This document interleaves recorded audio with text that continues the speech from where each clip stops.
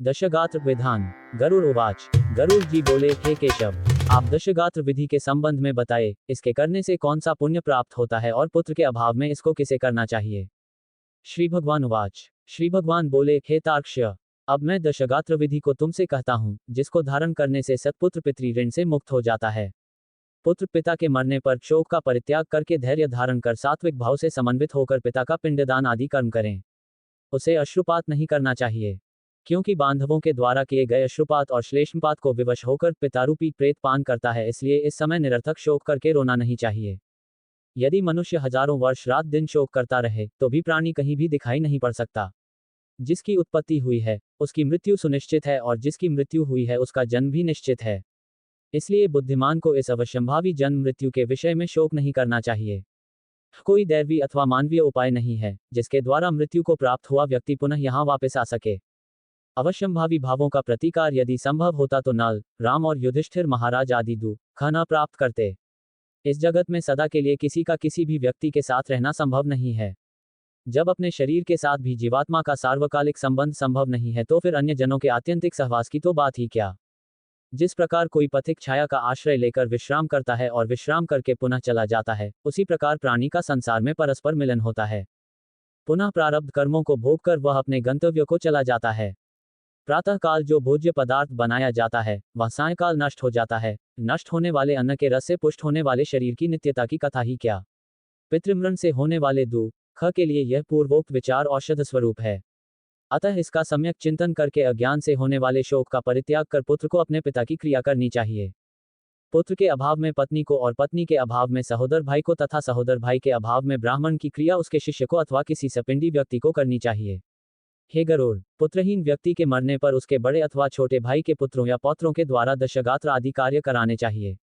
एक पिता से उत्पन्न होने वाले भाइयों में यदि एक भी पुत्रवान हो तो उसी पुत्र से सभी भाई पुत्रवान हो जाते हैं, मनु जी ने कहा है। यदि एक पुरुष की बहुत सी पत्नियों में कोई एक पुत्रवती हो जाए तो उस एक ही पुत्र से वे सभी पुत्रवती हो जाती हैं। सभी भाई पुत्रहीन हो तो उनका मित्र पिंडदान करे, अथवा सभी के अभाव में पुरोहित को ही क्रिया करनी चाहिए। क्रिया का लोप नहीं करना चाहिए। यदि कोई स्त्री अथवा पुरुष अपने इष्ट मित्र की और दैहिक क्रिया करता है तो अनाथ प्रेत का संस्कार करने से उसे कोटियज्ञ का फल प्राप्त होता है। हे खग, पिता का दशगात्रादि कर्म पुत्र को करना चाहिए, किंतु यदि ज्येष्ठ पुत्र की मृत्यु हो जाए तो अति स्नेह होने पर भी पिता उसकी दशगात्रादि क्रिया न करे। बहुत से पुत्रों के रहने पर भी दशगात्र, सपिंडन तथा अन्य षोडश श्राद्ध एक ही पुत्र को करना चाहिए। पैतृक संपत्ति का बंटवारा हो जाने पर भी दशगात्र, सपिंडन और षोडश श्राद्ध एक को ही करना चाहिए, किंतु सांवत्सरिक आदि श्राद्धों को विभक्त पुत्र पृथक पृथक करें।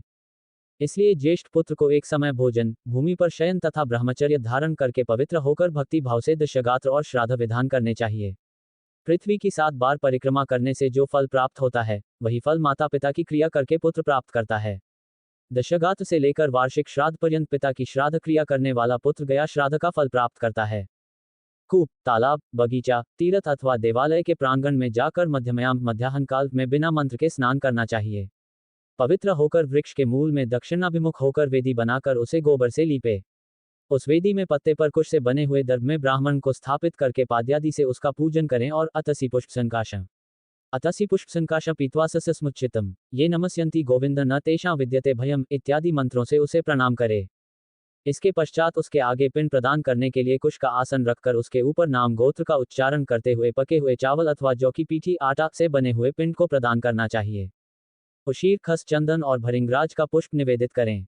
धूप दीप, नैवेद्य, मुखवास, तांबूल, पान तथा दक्षिणा समर्पित करें।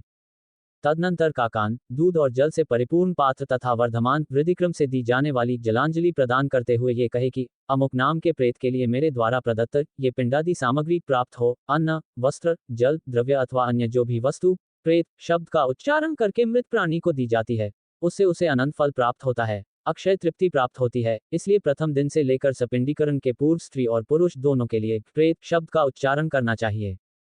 पहले दिन विधिपूर्वक जिस अन्न का पिंड दिया जाता है उसी अन्न से विधिपूर्वक 9 दिन तक पिंडदान करना चाहिए। 9वें दिन सभी सपिंडी जनों को मृत प्राणी के स्वर्ग की कामना से तैलाभ्यंग करना चाहिए और घर के बाहर स्नान करके दूब एवं लावा लेकर स्त्रियों को आगे करके मृत प्राणी के घर जाकर उससे कहे कि दूर्वा के समान आपके कुल की वृद्धि हो तथा लावा के समान आपका कुल विकसित हो, कह करके दूर्वास्मन्वित लावा को उसके घर में चारों ओर बिखेर दे। हे खगेश्वर, 10वें दिन मांस से पिंडदान करना चाहिए, किंतु कलियुग में मांस से पिंडदान शास्त्रत निषिद्ध होने के कारण माश उड़द से पिंडदान करना चाहिए। 10वें दिन क्षौकम और बंधु बांधवों को मुंडन कराना चाहिए। क्रिया करने वाले पुत्र को भी पुनः मुंडन कराना चाहिए। 10 दिन तक एक ब्राह्मण को प्रतिदिन मिष्टान भोजन कराना चाहिए और हाथ जोड़कर भगवान विष्णु का ध्यान करके प्रेत की मुक्ति के लिए इस प्रकार प्रार्थना करनी चाहिए। अतसी के फूल समान कांति वाले पीतवस्त्र धारण करने वाले अच्युत भगवान गोविंद को जो प्रणाम करते हैं उन्हें कोई भय नहीं होता। हे आदि अंत से रहित, शंख चक्र और गदा धारण करने वाले अविनाशी तथा कमल के समान नेत्र वाले देव विष्णु, आप प्रेत को मोक्ष प्रदान करने वाले हो। इस प्रकार प्रतिदिन श्राद्ध के अंत में ये प्रार्थना मंत्र पढ़ना चाहिए। तदनंतर स्नान करके घर जाकर गोग्रास देने के उपरांत भोजन करना चाहिए। इस प्रकार गरुड़ पुराण के अंतर्गत सारोद्धार में दशगात्र विधि निरूपण नामक 11वां अध्याय पूरा हुआ।